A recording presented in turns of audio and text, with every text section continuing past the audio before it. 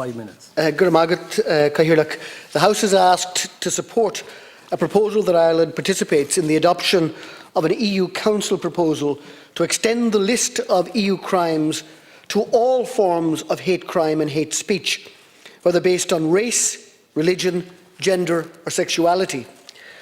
The EU Parliament and Council can establish rules concerning the definition of criminal offences and sanctions, and this is what they're recommending. And the framework decision requires Member States to criminalise hate speech, and that is public incitement to violence or hatred on grounds of race, colour, religion, descent or national or ethnic origin.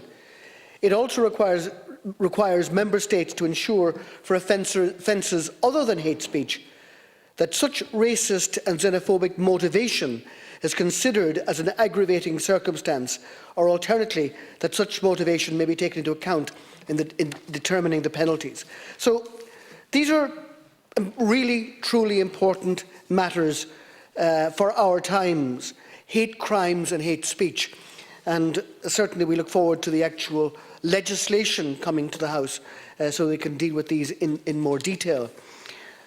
As I say, these are matters that go to the core of our humanity, the essence of being a person, that all people can be in essential themselves without being abused, harassed, denigrated because of a person's race, religion, gender or sexuality, that they're entitled to be. It goes to the core of the value systems of the European Union, that in Europe, all our people can be themselves, express themselves, rejoice in their own uniqueness without fear. That's the hope, and we have to make sure that we can create, as far as we can, a framework to make that a reality. This is, of course, a new situation. In my period in this House, we've seen Ireland transformed. The Ireland I grew up in was largely monocultural and mono-religious. It was enormously intolerant of difference. It was male-dominated, oppressive of same-sex love, and at best suspicious of different races, and sometimes far more than suspicious, downright hostile and violent. That has hugely changed. We have, through our own efforts, largely transformed our own society. But we still have a long way to go to make that vision of a truly equal society a reality. But Europe has other voices too. We hear too often the increased drumbeat of the far right and nationalist voices. So those core values that we hold dear, that have been hard won and recently won, are not guaranteed to last.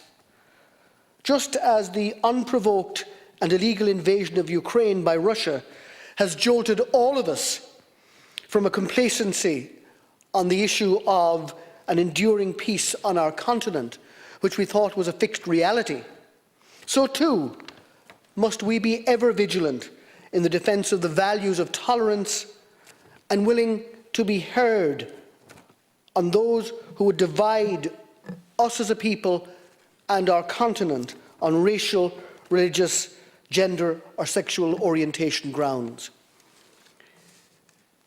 There are ethnic groups in our own community, including the travellers, who we still marginalise.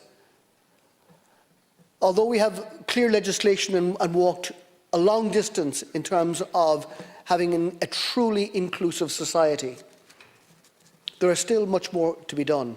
There are still the snide comments. There's still the bad and wrong use of language.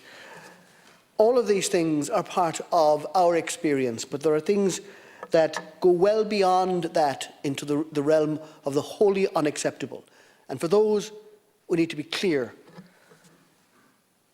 The platforms available now for social discourse are new, and the level of abuse that is available out there has to be regulated, has to be dealt with.